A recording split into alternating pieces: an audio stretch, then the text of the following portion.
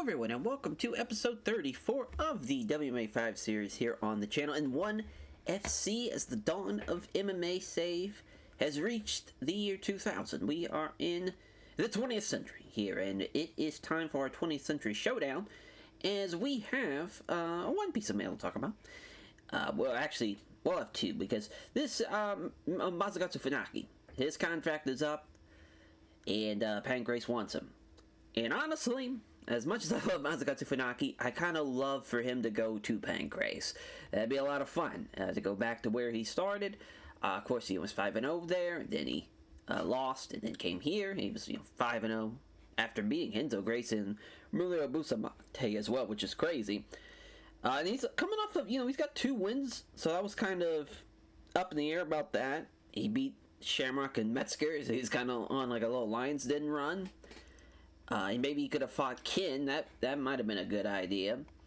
But we went with Vitor Belfort, because I think we want to help elevate a guy and bring him back, since he's now lost 2 in a row. He's lost 1 for us in 1 fight in Pancrase before we signed him back. So that is big tough. And also, Ryuta Sakura has a lower lumbar spinal cord compression. Not good at all. I'm assuming he's out for the year. I didn't even check. Oh, yeah. He was out for a year. So, Melvin Manhoff basically has now had his fight pushed back. He does not have a new fight yet. But obviously, you're excited to see what he can do with who we can put him in there with, because he's a fucking demon. Absolute demon.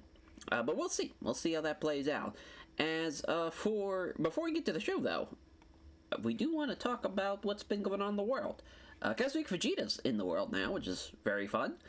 We have not signed him yet, though, as far as he basically got a lot of offers elsewhere. I kind of want to see how he does with old Ironhead before we bring him in, just because our heavyweight division is fucking stacked. And but he is a guy, I don't know what he fights at, is kind of thing. I wish I could look. I guess I could look in the editor, but I was hoping I could look here. I don't think so. Because if he fights above 250, he would be a great super heavyweight as the old Ironhead, Kazuhiko Fujita. But I doubt he fights above 225. I'd imagine. We'll see, though. Maybe. Maybe we can check. But yeah, Rings and UFC are fighting for him. They can have him because his contract, it's a written deal, but, like, it's... Oh, no, we are offering him one. Okay, never mind. I thought we were going to let him try and go to the UFC, but no. We are going to snag him up. So, yeah, we will find out. I don't know, I was thinking because I remember, you know what it was? I was back and forth with it. And then I saw that they were giving him deals. I said, oh, we better sign him. So... there we go. Now Jan Lamotta is going to fight Brian Johnson, or at least he wants to, which is funny. He just obviously just fought at Pancrase 37, of course, a former 1FC middleweight. Yeah, again, he's doing well. Renzo's doing great over in Pancrase, so hopefully we can bring those guys back into the fold. But as far as for the awards, Rafael Cordero won the Fighter of the Year, especially after his insane debut, beating Ramiro Sato for us, and he also was an IVC, which is crazy, because International Valley, Valley Tudo Championship, that is no longer a thing. They have disbanded, and now there's Mecca International Valley Tudo Championship, so kind of crazy to see how that plays out. We were the Company of the Year, which is the first time, we beat Pancrase's run there. We had the Show of the Year. We had the, we have 2 guys that are now back on our roster that had the Fight of the Year at Pancrase 35, Kiyoshi Tamura and Vitor Belfort. And yeah, that was the submission and main event of the year. So, crazy card, for as far as that one Friday in Florida, because that was Bustamante and Carlos Newton. Carlos Newton taking that fight on short notice and being a real pal. Frank Shamrock beating Suzuki. Hoist submitting Masaori Suda, and then Heath Herring getting a submission victory over Sid Michel. Kind of crazy how a lot of these fights kind of one-sided on the betting line, from what I remember, and yet we got a good card out of it because everyone pretty much finished somebody. The only average fight and decent fight was, that's great. Yeah, Dean Thomas and Jinky Sudo. He's decent, and then the Trigg decision win over Akihiro Gono, which Frank Trigg, of course, will be fighting Matt Serra.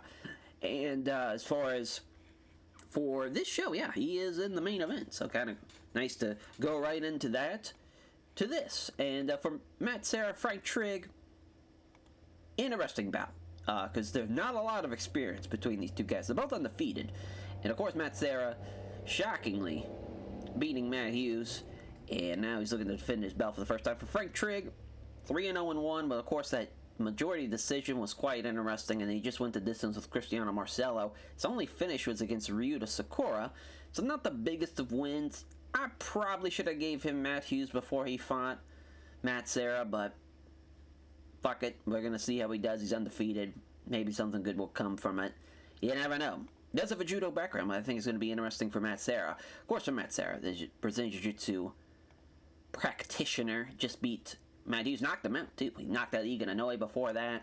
So he's finishing everybody. And he also beat John Alicio, who has not done well in the save, unfortunately, for him. But interesting, it is relatively close, because I think Matt Serra's got the way better resume. He's also a part of the winning team of the year in the arena. That's probably why, because he beat Matt Hughes.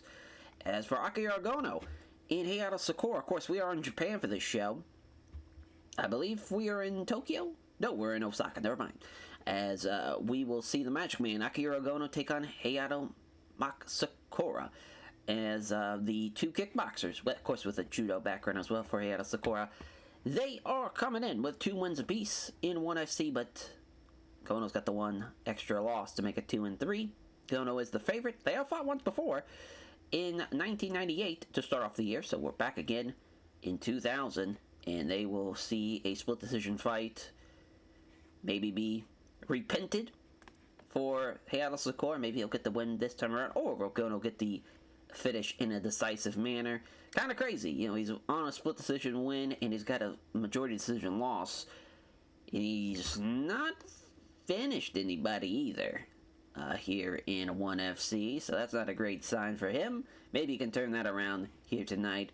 And for Heiharu Sakura, he beat Pat Miletich, and he finished Shoni Carter before that. Definitely his toughest loss is the Dennis Hallman loss. It looked like Dennis Hallman was going to actually go on a nice little run, but unfortunately he ran into some problems at welterweight. And so we'll see how that fight plays out, though. I wouldn't say that's going to be like the number 2 contender match or anything like that. That's good. Definitely, probably whoever wins this will fight Matt Hughes. Probably. Maybe somebody else that's coming in at welterweight, or maybe from Frank Trigg. We'll see, though. Especially if it's Gono, they can have that fight again. Evan Tanner and Masaru Suda. Our next contest here at middleweight. Evan Tanner is the favorite. He is 2-2, though, but of course he is coming off a loss to Walid Ismaili, which is pretty crazy. That was a very good fight, though. That was a fantastic fight. He was a heavy favorite, though, at -550. Got upsetted. Walid Ismaili looked tremendous in that fight. Got a big win. That was his only fight at 1999. So only fighting once in July and then taking the rest of the year off to kind of maybe regroup. Of course, he did have 4 fights in 98, so he did have a pretty busy schedule. It was crazy, too, because him and Eric Paulson, that was a good fight. He just, you know, didn't come out on the winning end. He beat Macaulay Yukian. He also beat Royce Gracie, of course. He finished him at the November to Remember show in 98. We'll see how Evan Tanner does, though, in this fight against Masaru Suda, who is coming off a win against Travis Lutter, which was crazy. Did not expect him to beat Travis Lutter or Manoa. But here, he got 2 wins there, and he also beat Paul Herrera. Everybody beat Paul Herrera. So that's not the biggest of wins or anything like that, but definitely, I would say probably the Travis Lutter win, to be honest. I think he's got a bigger ceiling than Manoa's got here in ONE. Yeah, he was a plus 300 dog. So both guys, you know, one guy's coming off of a huge upset, and the other guy's coming off a huge upset loss. So it's, or being a huge favorite and losing to an underdog. Rather, I guess that should be put. But Masaru Suda and Evan Tanner, both, of course, weighed in at 190. So we'll see how that middleweight contest plays out. Then our heavyweight contest to open up the main card, Carlos Beretta and Heath Herring, the Texas Crazy Horse, from Amarillo, Texas, as the 5-3 wrestler. Of course, all of his fights have been in ONE FC. He's taking on Carlos Beretta, who's 4-3. They fought in the prelims of October's 98's Returns to Brazil card. Of course, that was stopped by a cut, though, so anything could have happened in that fight. It happened very early on in the fight, too. I want to say it happened in the first 2 or 3 minutes of the fight. Oh, no, it did not. Wow, I completely misjudged that. It happened in the 3rd round. I don't know why I was thinking that the cut happened early on in the fight and he ended it. But, yeah, he's coming off a win against Bobby Hoffman. He finished him with, TKO strikes at the damn near the end of the 1st round. He also beat Pete Williams by a rear naked choke. He had a pretty great 1999, besides the loss to Alexei Oleinik. He's had a couple of good fights in one, but not a whole lot. Those happened in 98.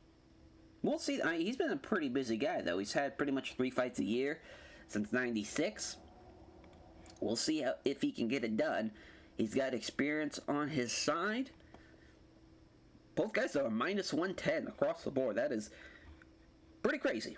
We'll see if that could maybe go one way or another. And then Big Knock making his debut, or not his debut, excuse me, Jesus, he's making his return after making his debut. He is a minus 610 favorite over Naoya Ogawa, of course, the Osaka native. Probably could have been the main card opener, but just these guys have not had a lot of experience. I felt like that had been kind of weird. He did beat Rico Rodriguez in November. A quick turnaround for Minotauro. Big Nog Nogueira, of course, as far as for Nogueira taking on a experienced judokan in Naoya Ogawa, who's coming off a nice little winning streak. He's submitted Brian Johnson and Gilbert Yvel. Both fantastic and great wins. Good stuff. He hasn't had a bad fight yet. Don't think it's going to be a bad fight here against Big Nog. Of course, Big Nog is incredible. He's got the striking, he's got the grappling. But I think one thing that's going to be interesting is he's a great on the mat, and he's great standing with his boxing. But as far as in the clinch, that might be the one thing he cannot overcome against Ogawa. We'll see, though, if that will be the case. And Tetsuji Kato taking on Chris Lytle, the debuting Tetsuji Kato taking on Chris Lytle, the Naptown native, as 2-0, of course, for Chris Lytle, who won in his debut, and of course 25 years old. He beat John Alessio, won by via decision. We'll see how he does against Tetsuji Kato, who is 3-1, but he had a 1 loss to Dennis Allman. So he has lost to and fought a current ONE FC fighter. So that kind of tells you where he's going to kind of be at. I think Lytle's the better striker, so he's probably got a really good shot here. But Tetsuji Kato on his back has been known to be quite the submission artist. He's known to grab an armbar from the bottom and steal out a win. We'll see if he can get it done here. And in this fight here, Alexei Oleinik in Paul Varelans, 295 pounds coming in as Paul Varelans. 230 pounds is Alexei Oleinik, and he is the extreme favorite. Almost over 1,000. 1,040 on the betting line. Crazy. The motherfucker is 295 pounds. He's massive in there, and he's still a major underdog. Of course, he's 6-5. He's gonna probably be 6-6 after tonight. He did just knock somebody out at the ring, so shout out him. Knocked somebody out in the 2nd round. He's fought Tom Erickson, Macaulay Yuki, in which he lost to both those guys, which is kind of crazy. Well, maybe not crazy for Tom Erickson, but definitely for Yuki. And him and Carreno went the distance. Him and Schelt, very fun fight. Of course, those 2 giants.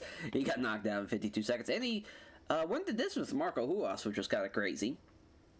I mean, he's gotten some wins. As you can see, he beat Ogawa. That was his last ONE FC win. He can get it done. I mean, it's not impossible. It's just crazy he is that much of an underdog with his size difference. But we'll see.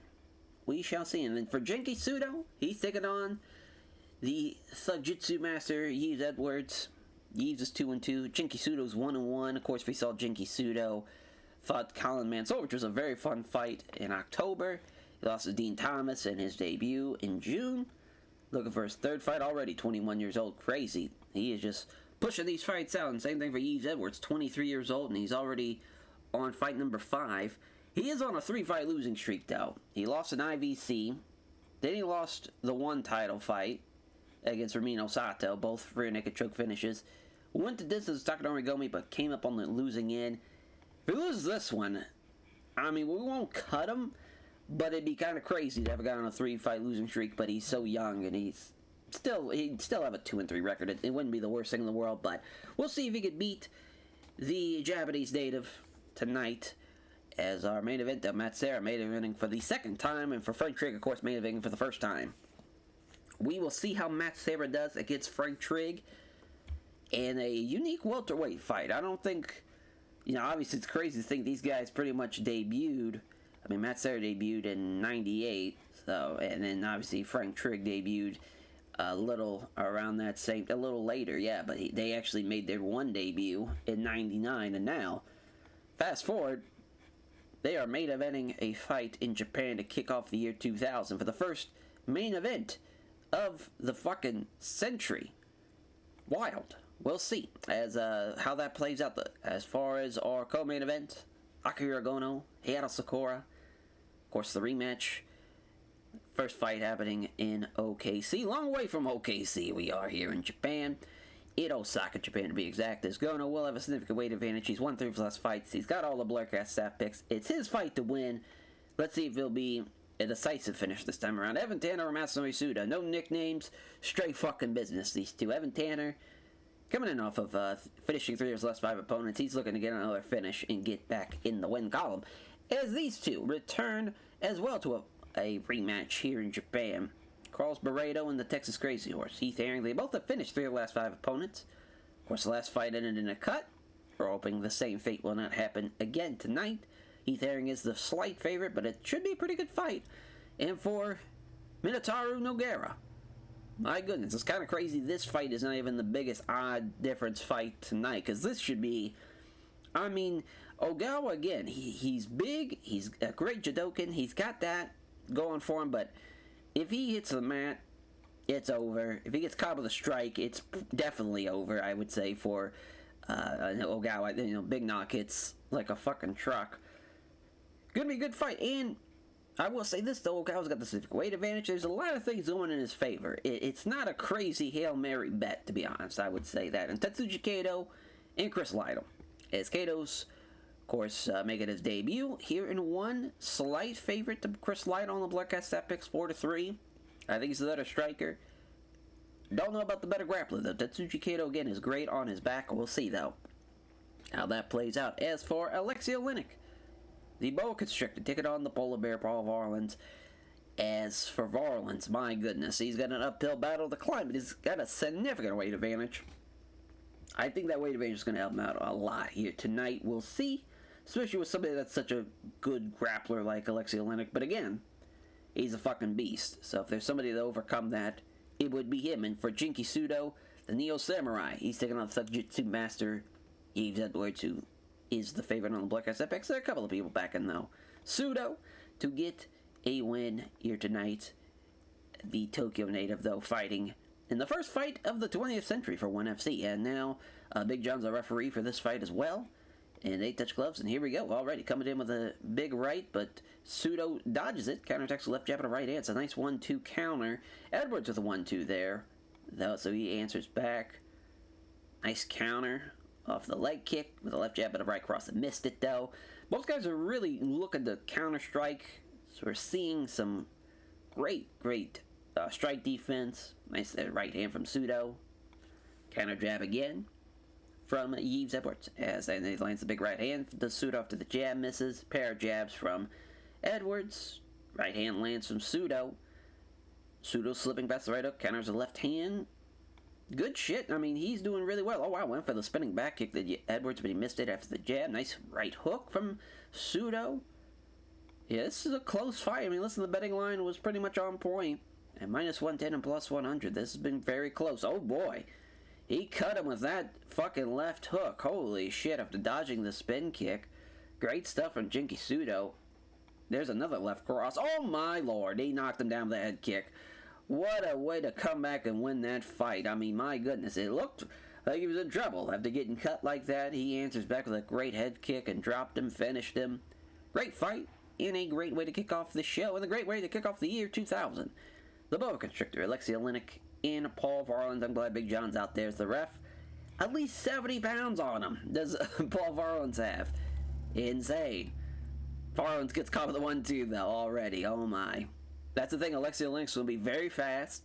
His strikes are going to be able to land on a pretty good click. Oh, and he got the takedown. Oh, my lord. He's got half guard. Oh, my. He's got side control. Oh, I thought that was going to be it. At least he's stopping these submissions.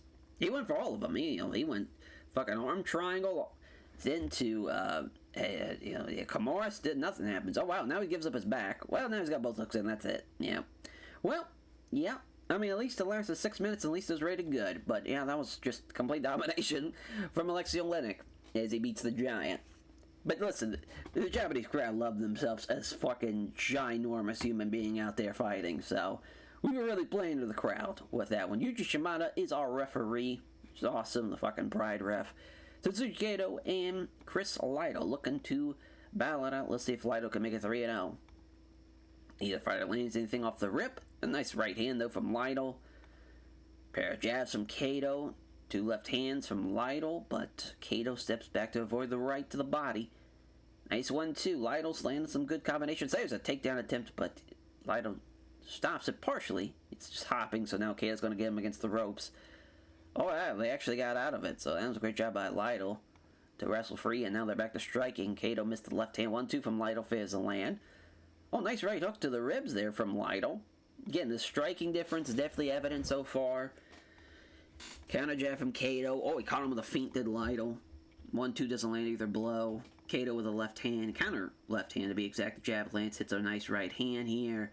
He's pressuring forward. Got him in the pocket. Nice jabs. Nice right hook to the ribs. He's really stepping in and landing some nice shots.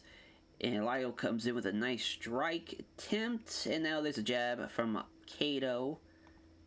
And now they're... It's kind of crazy. No one's even been rocked or anything, especially with how Lido's been hitting him. And he's starting to get tired, though, so maybe Tetsuji Kato might be able to steal this next round and at least make it a little bit more competitive. Obviously, it's not graded off a round-by-round basis, but it's still nice to have. Oh, there we go. As he caught him with a crunching right hook to Lido, though. And there's a big right hand. 1-2 from Kato, though, and a clean right hand from Lido. Yeah, Chris was starting to light him up at the end of the round. I don't know if Kato just was like, fuck, it's the end of the round, I gotta go for something, or what. Oh boy, Lido comes in with a 2-jab combination, followed by a right hook that doesn't land, though.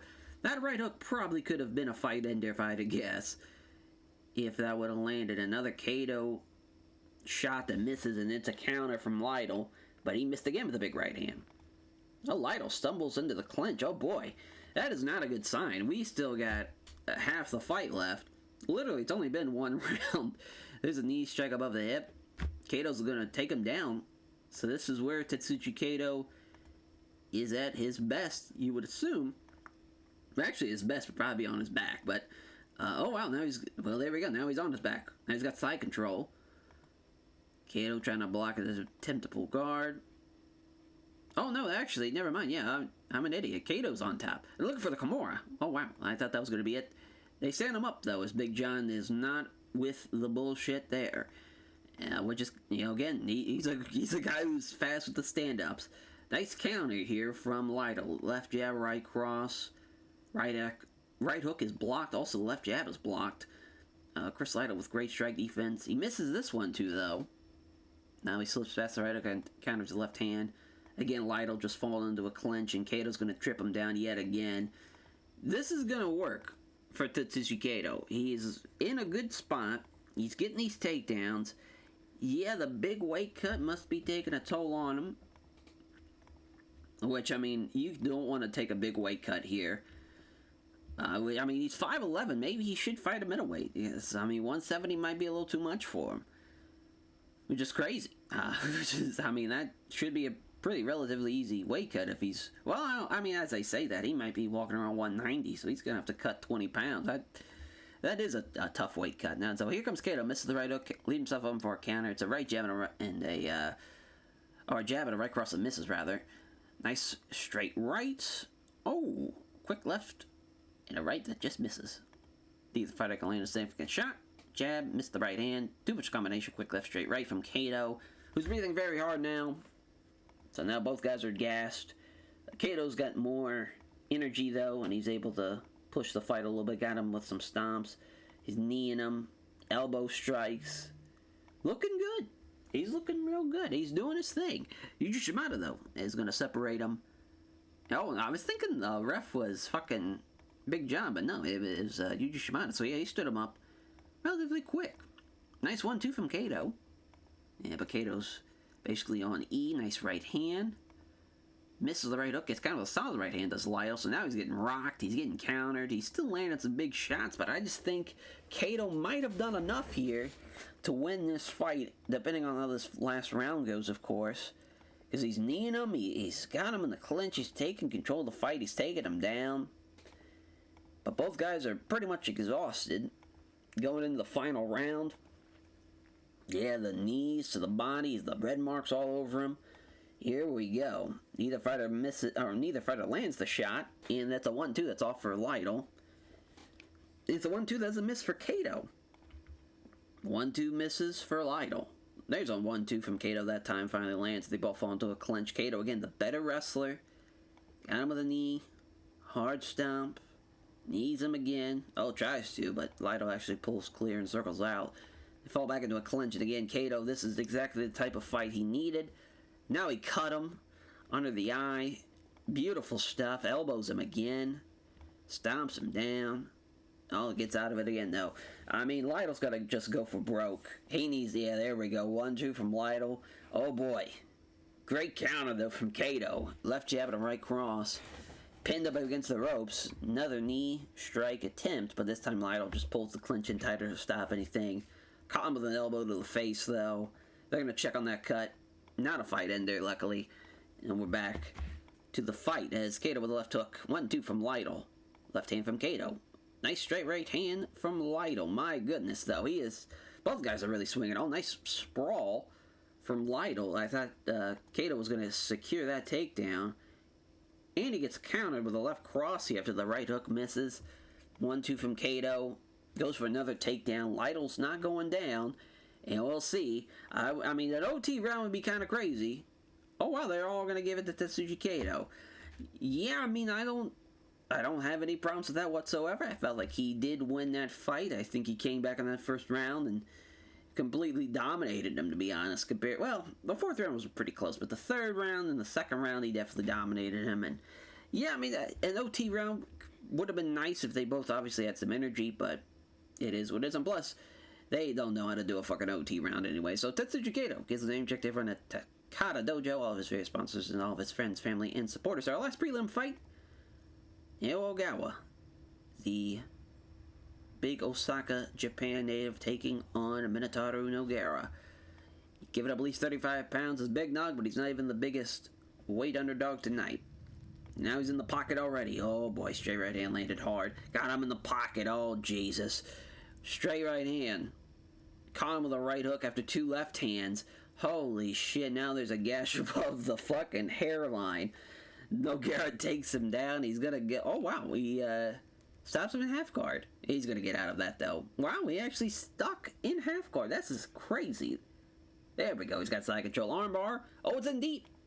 Oh, he popped his arm free though. Damn. Well, he still got side control. Now he's going for the Darce. So he fights it off. Oh, went for the crucifix. Holy shit. Americana. Kimura. He's... Oh my lord. He's twisted his arm back. Somehow he pops his arm free. This man has avoided everything. And now he finally taps to an Americana. What a great fucking performance from Big Nog. He just did not give up. Great fight for Ogawa though. I mean, he put up at least 4 minutes of submission defense, it felt like. He did a great job. He got caught in the end, but listen, he was a plus 488 underdog. He did better than Paul Varelans did. I'll give him that. But yeah, Big Nog, I mean, of course, he's going to be a guy to watch out for in the heavyweight division, especially when we split it from super heavyweight and heavyweight. He's going to be kind of the perfect guy at 235. We'll see, though, if someone else will answer the call. As he's airing, though, with two left hands. Nice right hook. Oh boy, comes in. Missed the right cross. Here comes a counter. Quick left jab, right hook that's ducked, though. Opens for a counter. Here we go. Tries to look, missed it. Missed the jab. Also finds the right cross blocked. They engage. Misses the big right hand, allowing Barreto to counter with a left hook. Left hand in the exchange. 1-2. Herring was equal to it. Counters the big right hand with a nice left hand. Barreto scores the left hook. Misses the left jab. He's looking for the mark. That's a nice right hook. Herring with a 1-2. Quick left, straight right. Oh, here comes a counter from Barreto, but he missed the big right hand. And he's already getting tired, so we're only 5 minutes in, and he's starting to feel it. Nice counter again from Heath Herring, but he missed the right cross. Lands the jab, though. Barreto with the left hand. Two-punch combination, quick left, straight right. Nails the right cross. Oh, he rocked him with it. Big right hand, down he goes. Is he going to finish him here? He does. Yuji Shimano pulls him off. A great win. Way to avenge that loss there for Heath Herring. Kind of crazy it was only rated average. I mean, it felt like it was a pretty good back-and-forth fight, and it was a great win. And he's an upstart karate guy, which is crazy again. He's a wrestler, so I mean, just, again, if he can put it all together, gotta watch out for it. Big John McCarthy, our referee for our middleweight contest, is the Osaka native, Matsui Sudo, at least Samoto Hyogo, Japan native, in the, as far as the Kinki area. We'll see how he does against Evan Tanner. 8 Dutch gloves. Suda not rushing in. He gets caught with a 1-2, though. Oh my god, now there's another 1-2. Left hand, right cross. Now Suda's got a hold of him, though. Well, he stops the takedown, though. Great sprawl. Then he hit him with a right hook.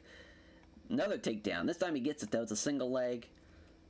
Evan Tanner trying to pepper him with strikes. Trying to get something going here. Again, just trying to make sure it's hard on him to get anything going. They stand him up, and Suda says, fuck that shit. We're going right back down.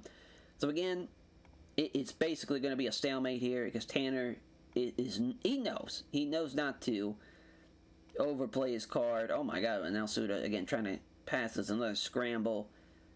He's pulling guards. He loses out on it, but again, he's knowing that he doesn't want to get caught in a submission. He does not want to give up any major positions, but now he's got him facing down in a turtle position. So there's a great knee here from Suda. Oh my god, another knee. Gee, a third one. I cannot believe he did not knock him out. And jabs wide, caught him with a straight right hand, and there's another takedown. But he got a guillotine off the fucking takedown, but he pulls it off. Damn. Pulls his head out of it, and Suda's going to hang in there. I mean, Evan Tanner, he's been getting taken down a good bit. He has stopped him a couple of times. Stops him here. And now he's trying to wrestle him against the ropes. He does so. There we go. So Suda's now trapped. Some dirty boxing. Looking for the Muay Thai clinch. Oh, boy, he's got him. Lacked any power with that knee. Another knee to the chest. This time he at least landed it a good bit. Now he's going to break the grip and look for a better strategy, potentially. Caught him with a clinch here. Now a single leg. Oh, we got him. Wow. Yeah, he pulls guard. And yeah, that's his 4th takedown. Probably out of 7 or 8, maybe. Probably about 50%. A little higher, maybe. Tanner's ready for the scramble. And yeah, again, he's turtled up. Oh, he stands him up. Good shit. Or at least he stands up after the pause. So good job from Evan Tanner to not get kneed in the side of the head this time. But Suda says, fuck that. We're going right back down. Big John's going to stand him right back up, though. And yeah, I mean, this fight, Suda's been a takedown machine. It comes down to will he be able to hang on. So far, Evan Tanner is in deep, deep trouble, though, I would say. But he's finally got in a Muay Thai clinch to maybe get some power. Nope. He just does not have the power, really, to generate anything. Suda's very, very tired, but again, he's getting these takedowns.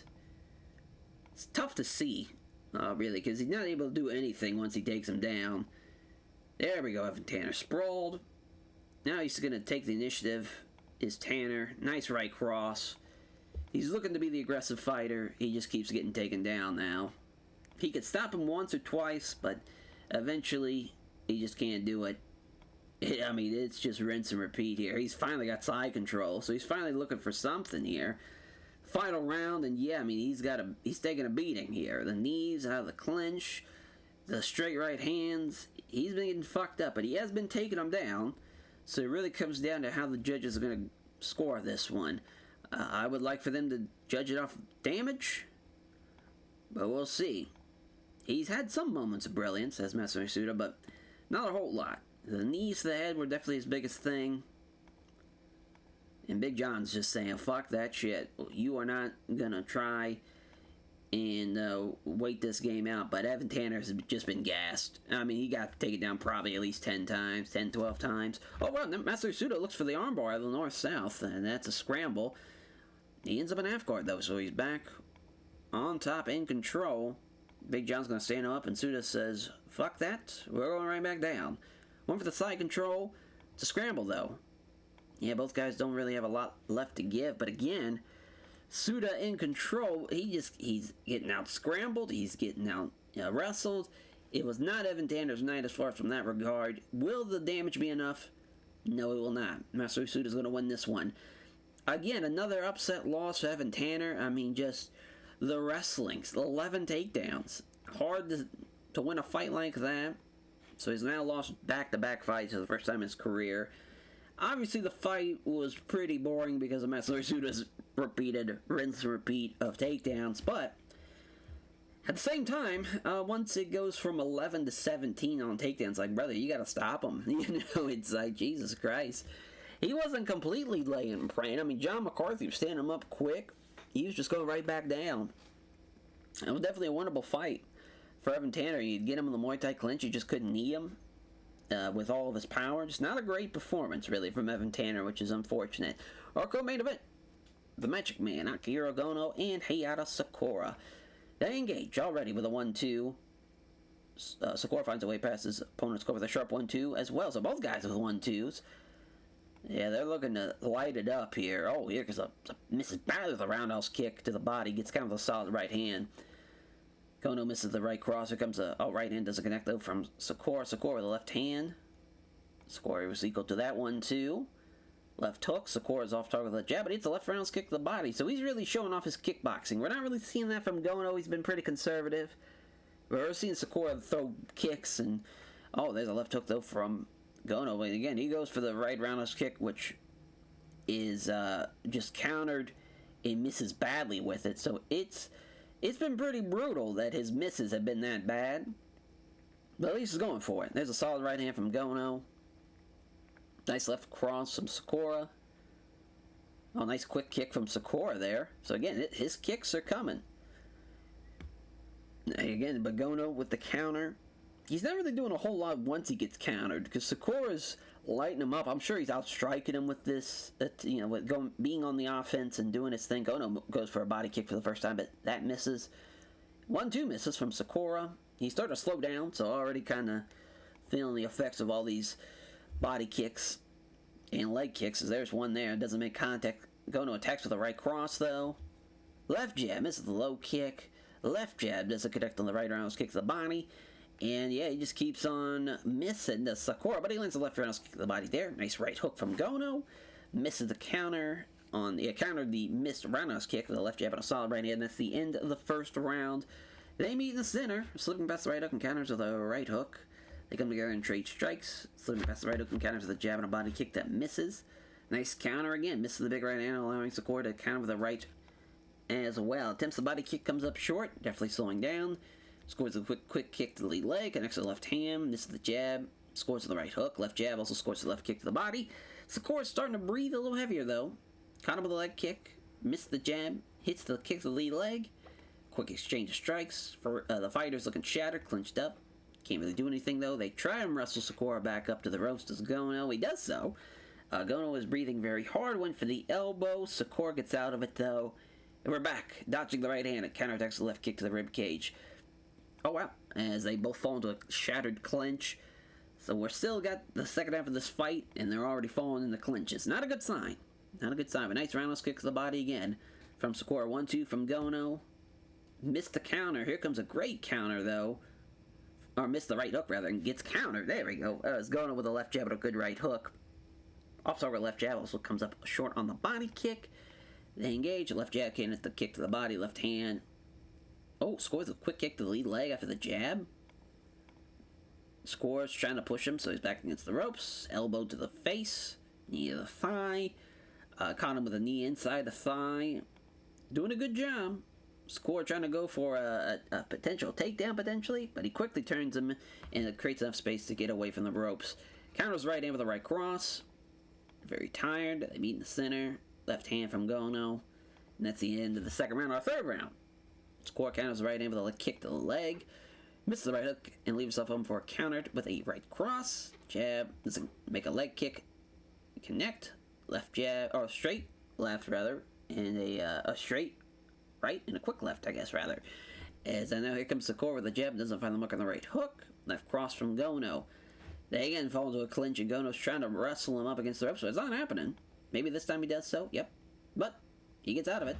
already. Sakura completely out of gas, and that's going to give Gono a chance to maybe judo throw him. Not happening. Goes for it again. Yep, he got him this time, though. Trying to pass. Sakura keeps him in guard. Keeps him guessing with a few quick strikes. Has to lean back to avoid a couple of wild swings from Sakura on the bottom. Now he's trying to pass. It's a scramble. Score's already back up, but he's going to get caught against the ropes. He hits him with a short left uppercut. Great stuff there from Gono. Some dirty boxing. Really making him punish him for trying to scramble and get caught up against the ropes. The referee's going to separate him, which is tough because that was finally some big action. There we go. There's a left jab and a spin kick to the body from Sakura. And again, they fall into a clinch. This time, Sakura goes for the judo throw. Gets stuffed the first time, but he takes him down the second time. Much like Gono did. Oh, gets caught. Or he gets stuffed, rather. Still in side control. Gono looking for the mount. It's a messy elevator sweep, but he does so. And now he's, Sakura's turtled up with Gono on his back, and that would have been an interesting start to this round. If that was the case, if that happened at the beginning of the round instead of the end, but we're at our final round, and I'd say it's really anyone's fight. I mean, Gono's had a lot of great success, but Sakura's also answered back in a good bit of ways. He's going to get this takedown again as well. He passes already. It's looking good, and they scramble. Gono's on his back. So Sakura's still on top, in control, trying to get his leg free. Well, he's got side control. Looking for mount. Oh my god, he's got mount. Not able to land many clean shots, and now there's some rights that managed to come through. Now he's starting to land some more shots. Gono waits for him to overcommit, then sweeps him, and it starts to scramble. And he's on his back now, so Gono survived the onslaught and was able to now get on top, but Sakura's trying to scramble. But Gono is in half guard. Now he's trying to get side control. It's another scramble. Sakura losing out in the scramble. It's another goddamn scramble. Jesus Christ. And again, Sakura's losing out in these scrambles. Now Sakura's just trying to get a hold of him. He knows he's in deep shit. He just can't get caught with anything big. And eventually Gono's just standing above him.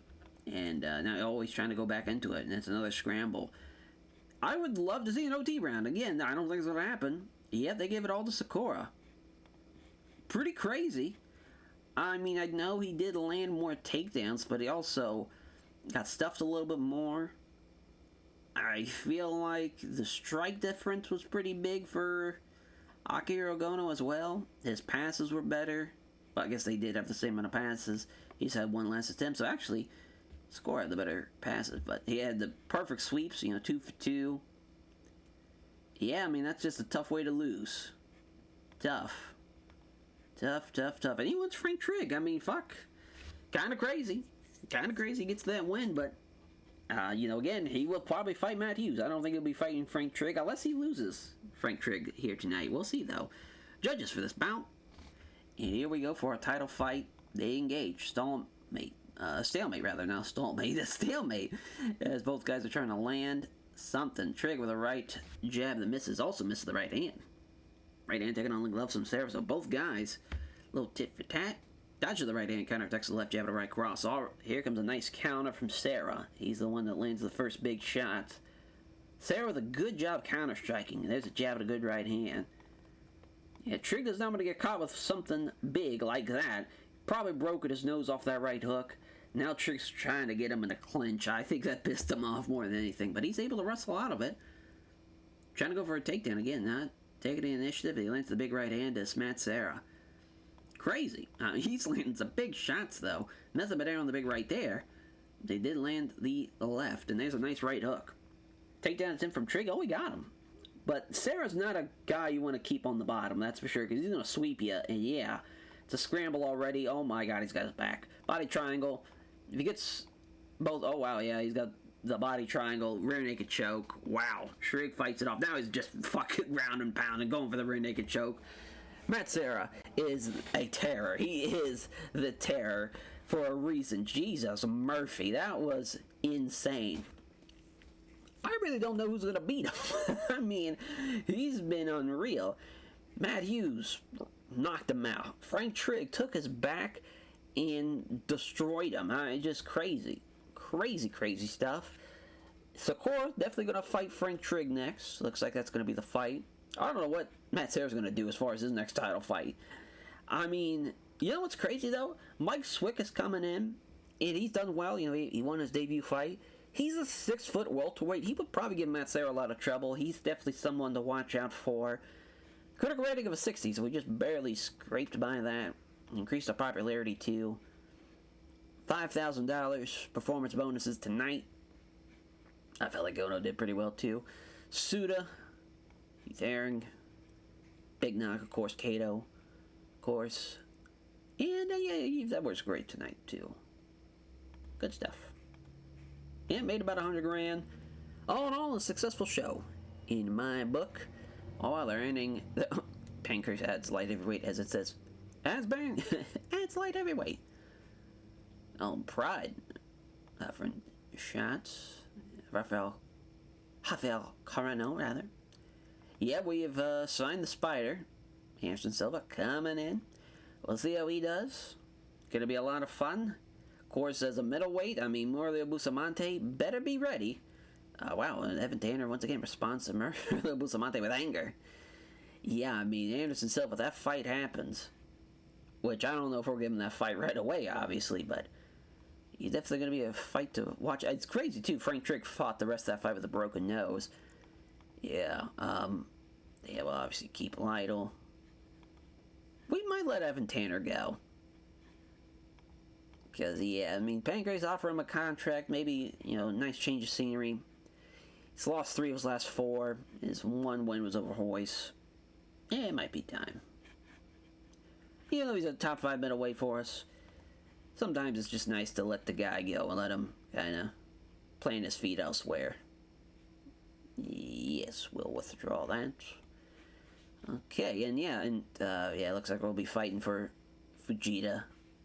Yeah, I can't believe Pancrase is the one Melvin Manhoef that bad, but we're definitely going to try and keep him. And, I think we're good to go there. Good shit. We'll save that for later on after we end this recording. Thank you all for watching, though, and we will get you guys next time in March, as we'll be in Maui. So we're going to Hawaii, from Japan to Hawaii. It's not a bad little destination trip. We'll see how that one plays out, because we'll be seeing Jeremy Horn and Chuck Liddell for the Cruiserweight title. Carl Uno coming back. It's Jens Pulver and Vitor Belfort, Masakatsu Funaki, Wanda Braga, Mike Quick-Swick. There is the giant man right there. He is 6'1". He's not even 6 feet tall. He's 6'1". I mean, he would be such a terror for Matt Serra. But again, he's a kickboxer. Serra's got the wrestling and the jiu-jitsu, of course. He would be a problem for him. That'd be a fun fight, though. As we'll catch you guys next time. Take care, everyone.